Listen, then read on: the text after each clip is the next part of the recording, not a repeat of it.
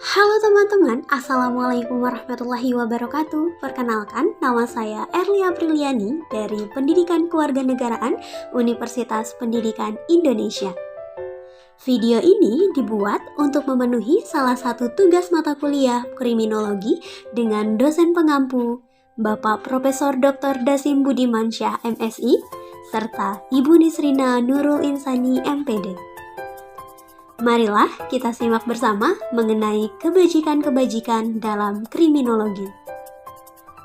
Check this out!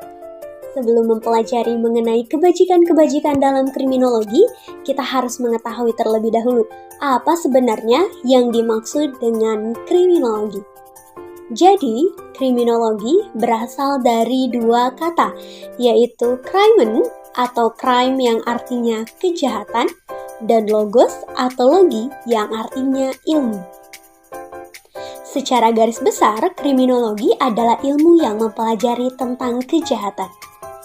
Stephen Ward memandang kriminologi sebagai bagian ilmu dari criminal science yang bertujuan untuk meneliti secara empiris atau nyata, berusaha memberikan gambaran tentang faktor-faktor kriminalitas. Sementara Bonger memberikan definisi bahwa kriminologi adalah ilmu pengetahuan yang bertujuan menyelidiki gejala kejahatan seluas-luasnya. Kriminologi sebagai disiplin pada umumnya tergabung dalam dua payung besar ilmu, yaitu ilmu sosial dan ilmu hukum. Perbedaan dari keduanya terdapat dari pendefinisian kejahatan itu sendiri. Ilmu sosial mendefinisikan kejahatan sebagai perilaku yang merugikan suatu pihak, sementara ilmu hukum mendefinisikan kejahatan sebagai pelanggaran hukum atau tindakan pidana. Mengapa definisi keduanya berbeda? Jadi, definisi kejahatan oleh ilmu sosial adalah tindakan yang merugikan suatu pihak. Sehingga definisi ini mengakui tindakan-tindakan yang merugikan yang tentunya belum ada regulasinya sama sekali. Sebagai suatu bentuk kejahatan, hal ini kemudian bisa menjadi tahap awal perumusan suatu tindakan hukum pidana.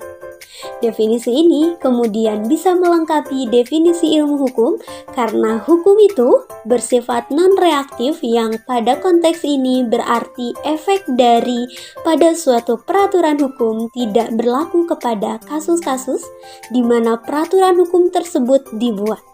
Sehingga harus ada definisi tindakan pidana terlebih dahulu, baru satu kasus dapat disebut sebagai suatu tindakan pidana. Nah, lantas apa itu kejahatan? Melihat dari aspek sosiologis, pengertian kejahatan dapat dilihat dari pendapat R. Susilo yang mengatakan kejahatan adalah meliputi segala tingkah laku manusia walaupun tidak ditentukan oleh undang-undang. Tetapi oleh warga masyarakat dirasakan atau ditakdirkan sebagai suatu tingkah laku atau perbuatan yang secara ekonomis atau psikologis menyerang dan melukai perasaan sosial dalam kehidupan bersama. Pada prinsipnya, kejahatan senantiasa mendapat reaksi dari masyarakat berupa sifat dari masyarakat yang tidak menyukai atau tidak membenarkan adanya tindakan tersebut hadir di tengah-tengah mereka. Kejahatan sebagai masalah sosial tentunya tidak hanya merupakan masalah bagi suatu masyarakat tertentu atau nasional, tetapi juga menjadi masalah yang dihadapi oleh seluruh masyarakat atau global bahkan dunia. Usaha penanggulangan masalah kejahatan sebenarnya telah dilakukan dengan berbagai upaya dan cara, namun hasilnya sangat belum memuaskan. Menurut Reckless, ia mengemukakan beberapa syarat yang perlu diperhatikan oleh pemerintah agar dalam menanggulangi kejahatan dapat lebih berhasil.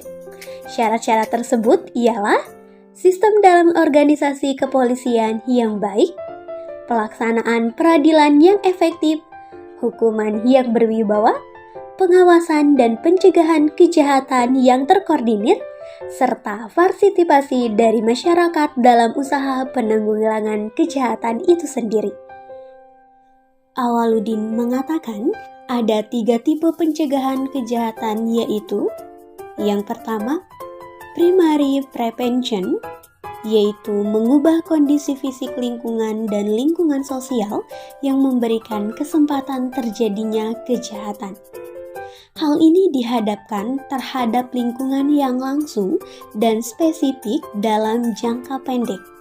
Serta kegiatan ini biasanya dilakukan oleh masyarakat pada tingkat RT atau RW dengan melakukan penjagaan atau ronda. Yang kedua adalah secondary prevention, yaitu dengan sedini mungkin melakukan intervensi sebelum pelaku terlibat dalam kejahatan. Kegiatan ini biasanya meliputi berbagai bentuk pembinaan kepada masyarakat. Serta yang ketiga yaitu tertiary prevention, yaitu kegiatan yang tentunya ditujukan untuk melakukan tindakan terhadap pelaku setelah terjadinya kejahatan, seperti proses penyidikan, penyelidikan, dan penuntutan serta pemberian sanksi. Di sisi lain, dalam menanggulangi kejahatan, usaha crime prevention meliputi 2 segi garapan, yakni yang pertama, mencari faktor-faktor yang dapat menimbulkan kejahatan dan meningkatkan kemantapan pembinaan hukum dalam rangka law enforcement, yakni suatu upaya memelihara dan membina hukum yang berlaku dalam masyarakat serta meningkatkan kemampuan dan kemantapan aparat penegak hukum. Nah, teman-teman, itu tadi materi yang dapat saya sampaikan pada kesempatan kali ini. Kurang lebihnya mohon dimaafkan. Terima kasih karena telah mendengarkan serta menontonnya sampai akhir. Akhirul kalam, wabillahi taufiq wal hidayah. Wassalamualaikum warahmatullahi wabarakatuh.